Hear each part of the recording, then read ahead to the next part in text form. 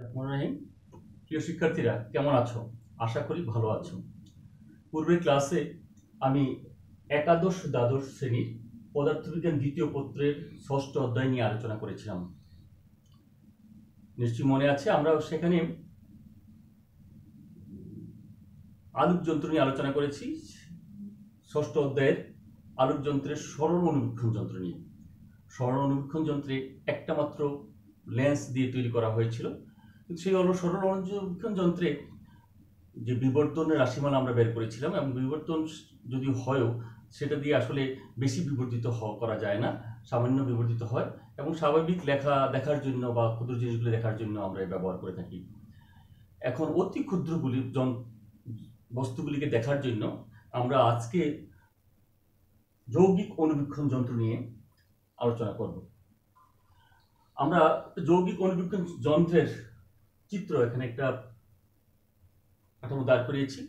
তোমরা তোমাদের ল্যাবরেটরিতে যে যৌগিক অনুবীক্ষণ যন্ত্রগুলি দেখো সেগুলি মূলত যৌগিক অনুবীক্ষণ যন্ত্র। তো এই যৌগিক অনুবীক্ষণ যন্ত্রে এত কাঠামোর মধ্যে আসলে মূলত দুইটা লেন্স ব্যবহার করা হয়। একটা হলো এখানে বস্তুর কাছে যে লেন্সটা থাকে সেটাকে বলা হয় অভিলক্ষ। অভিলক্ষ মানে অবজেক্টের ও, এবং আমরা যেদিকে চোখ দিয়ে দেখি সেখানে যে একটা আইপিস ব্যবহার করা হচ্ছে সেটা হচ্ছে অভিনেত্র, সেটাকে ই দিয়ে প্রকাশ করা হয়। আর যদিও দুইয়ের অধিক লেন্স আমরা ব্যবহার করে থাকি, এগুলি মূলত আসলে আমরা যখন ব্যবহার করি তখন মূলত একসাথে দুইটা লেন্সে ব্যবহার করি। অন্যান্য লেন্সগুলি এটা ক্ষমতা বৃদ্ধি করার জন্য বা হ্রাস করার জন্য সাধারণত ব্যবহৃত হয়। আর সেখানে একটা মিরর ব্যবহার করা হয়, মিরর দিয়ে তাকে বস্তুটাকে উজ্জ্বল করা হয়। হ্যাঁ, উজ্জ্বল করা হয়। এইটার যে আলোক ক্রিয়াটা সেটা আমরা দেখতে পাই মূলত এখানে দুইটা লেন্স। তোমাদের বইয়ে আছে যে চিত্রটা দেখো, দুইটা লেন্স ব্যবহার করছে। এটা হচ্ছে অভিলক্ষ এবং এটা হচ্ছে অভিনেত্র। অভিলক্ষ লেন্সটা হলো ছোট, অভিনেত্রের লেন্সটা হলো বড়। এটা ক্ষুদ্র উন্মেষ বিশিষ্ট আর হচ্ছে বড় উন্মেষ বিশিষ্ট। এখন আমাদের এই লেন্সটাতে আমরা যদি দেখি, প্রথমে যে বস্তুটা আছে পি কিউ, অভিলক্ষের সামনে বস্তুটা পি কিউ, ক্ষুদ্র একটা বস্তু, সেটাতে দুইটা আলোক রশ্মি প্রতিসরিত হয়ে P1 Q1 বিম্ব সৃষ্টি করেছে। P1 Q1 বিম্বটা এই পি কিউ বস্তুর চেয়ে বড়, তার মানে একবার বিবর্ধিত হয়েছে। এই বিম্বটা অভিনেত্রের ফোকাস দূরত্বের মধ্যে অবস্থিত হয়, ফলে এই বিম্বটা অভিনেত্রের ক্ষেত্রে বস্তু হিসেবে কাজ করে। যেহেতু ফোকাস দূরত্বের মধ্যে, সুতরাং সেই বস্তুটা দ্বারা সৃষ্ট বিম্বটা হয় অবাস্তব, এবং সেই অবাস্তব বিম্বটা হলো P2 Q2, যেটাকে আমরা চূড়ান্ত বিম্ব বলি। তাহলে এখানে বিবর্ধন আসলে দুইভাবে হয়েছে। একটা হচ্ছে প্রথম লেন্স দ্বারা বিবর্ধন, দ্বিতীয় লেন্স দ্বারা বিবর্ধন।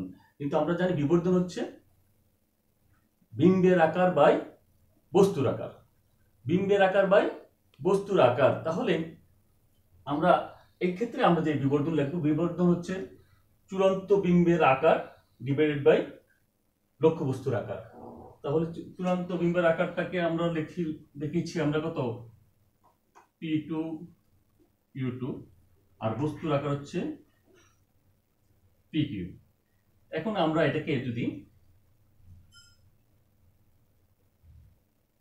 লিখি P1 Q1 divided by PQ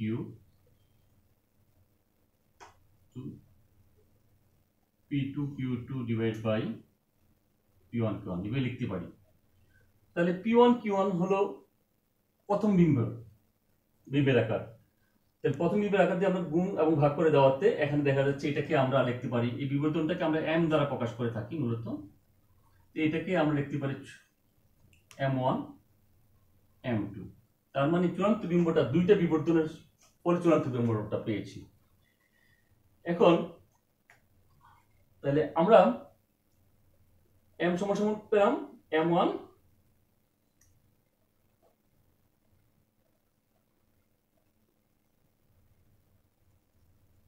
M2। আমরা লেন্সের যে সমীকরণটা আছে সেটাতে আমরা জানি 1/v + 1/u = কত, 1/f। তাহলে আমরা লিখতে পারি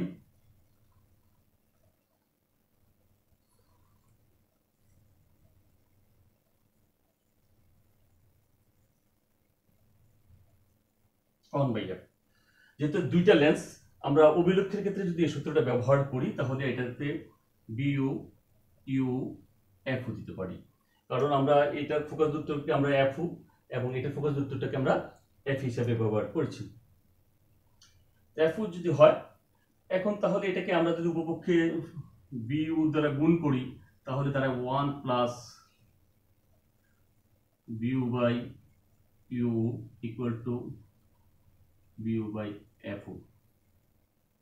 এখন এইটাকে আমরা এই পাশে নিয়ে এটাকে যদি এই পাশে নিয়ে আসি এবং তারপর পক্ষান্তর করলে যেটা দাঁড়ায় minus BU by U equal to 1 minus BU by FO. এটা বলা হয় বিবর্ধন। তাহলে আমরা বিবর্ধন m সমান সমান পেতে পারি, m1 সমান পেতে পারি, সুতরাং m1 equal to minus BU by u অথবা 1 মাইনাস বিইউ বাই এফও। তো প্রথম লেন্সের ক্ষেত্রে যেটা আমরা পেলাম বিবর্ধন, তাহলে m1 সমান এটাও বিবর্ধন, এটাও কিন্তু বিবর্ধন রাশিমালা। এবং দ্বিতীয় লেন্সের ক্ষেত্রে একইভাবে আমরা দ্বিতীয় লেন্সের ক্ষেত্রে যদি আমরা ব্যবহার করি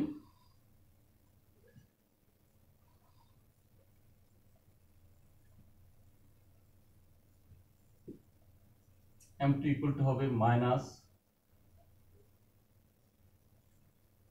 B by u equal to 1 minus B by f লিখতে পারি। তাহলে 1 নং সমীকরণটাকে আমরা কিভাবে লিখতে পারি? সুতরাং 1 নং থেকে আমরা কি পাবো? m equal to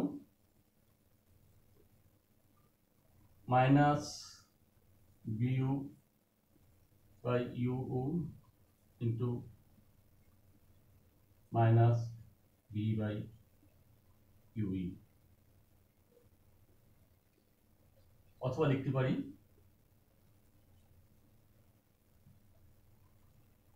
1 minus BU by FO into 1 minus B by F.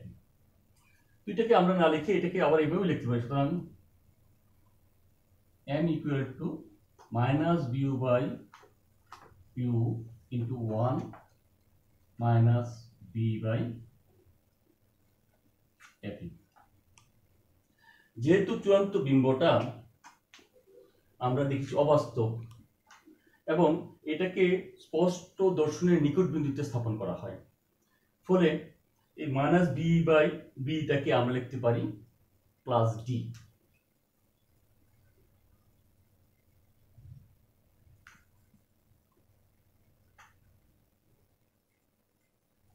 Minus BU by you into 1 plus d by f. এটি হলো আমরা অনুবীক্ষণ যন্ত্রের বিবর্ধনের রাশিমালা। আমরা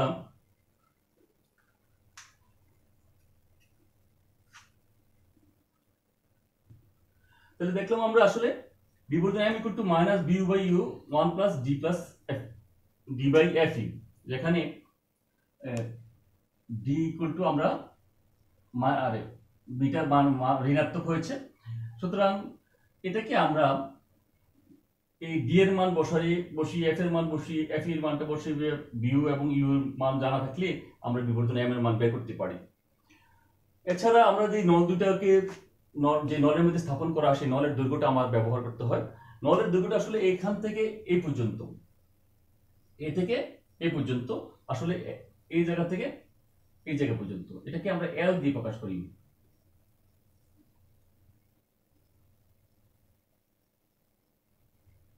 এল, তাহলে এলটা আসলে দেখো আমরা যদি এখানে দেখি বিইউ প্লাস ইউ যোগ করলেই এল পাওয়া যায়, তাহলে নলের দৈর্ঘ্যটা দাঁড়াবে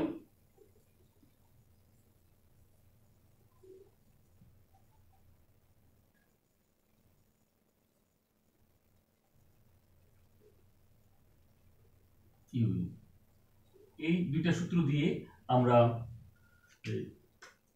যৌগিক অনুবীক্ষণ যন্ত্রের নলের দৈর্ঘ্য এবং বিবর্ধনের রাশিমালা বের করতে পারবো। আমাদের এই ক্ষেত্রে তোমাদের যে পরীক্ষার যে অঙ্কগুলি আসবে সেইগুলিতে সাধারণত দেখা যায় তোমাকে এই দুইটা লেন্সের ফোকাস দূরত্ব দেওয়া আছে, তারপর বস্তুর দৈর্ঘ্য দেওয়া থাকে, চূড়ান্ত বিম্ব বের করতে বলে। তাহলে সেক্ষেত্রে তোমাকে এই সূত্রটা ব্যবহার করে প্রথমে এই বস্তুর দূরত্ব থেকে বিম্বের দূরত্ব বের করবে, সেটা আবার এল ব্যবহার করে, আবার এই সূত্রটা ব্যবহার করে বিউ বের করবে, তারপর এই সূত্রটা ব্যবহার করে তোমরা ইউই মান বের করবে, তারপর চূড়ান্ত বিম্বের বের করতে পারবে। তো আবার উল্টোভাবে এটা এসে থাকে, সাধারণত তোমাদের দেখবে যে চূড়ান্ত বিম্বের দূরত্ব দেওয়া আছে, অর্থাৎ ভিউ না ইউ ভি এর মানটা দেওয়া আছে, বি এর মানটা দেওয়া থাকলে তোমাকে ইউ এর মানটা বের করতে বলছে। আমাদের যেভাবে দেওয়া থাক না কেন, আমাদের চিন্তায় যদি এই সূত্রটা থাকে, যখন আমরা এই লেন্সের জন্য ব্যবহার করব, তখন সূত্রটা হবে 1/VE + 1/UE = 1/FE। আবার যখন এই লেন্সের জন্য ব্যবহার করব, তখন হবে ও মানে অবজেক্টের জন্য, ই মানে অভিনেত্রের জন্য। সেটা ব্যবহার করে এটা ব্যবহার করে তারপর ফাইনালি আমরা বিবর্ধনের মানটা আমরা বের করতে পারি। তাইলে আমরা এর থেকে দেখলাম যে সরল অনুবীক্ষণ যন্ত্রে যেমন সহজভাবে বের করা যায় এবং সেটার বিবর্ধন ছিল কম, আর এই ক্ষেত্রে আমাদের প্রক্রিয়াটা একটু জটিল হলেও এটাতে আমরা সেই ক্ষুদ্র ভাইরাসগুলিকেও আমরা দেখতে পাই, এবং সেখান থেকে বিশাল বিশাল বিবর্ধনের রাশিমালা অনেক 10 গুণ আর 20 গুণ 50 গুণ 100 গুণ পর্যন্ত আমরা পেতে পারি। তো আমরা এটার সাহায্যে আমরা যখন অঙ্ক করব, তখন হয়তো আমাদের আরো কনসেপশনটা ক্লিয়ার হবে। এই ছিল আজকের আমাদের বিষয়। আমরা আজকে এখানে শেষ করছি। ধন্যবাদ সবাইকে।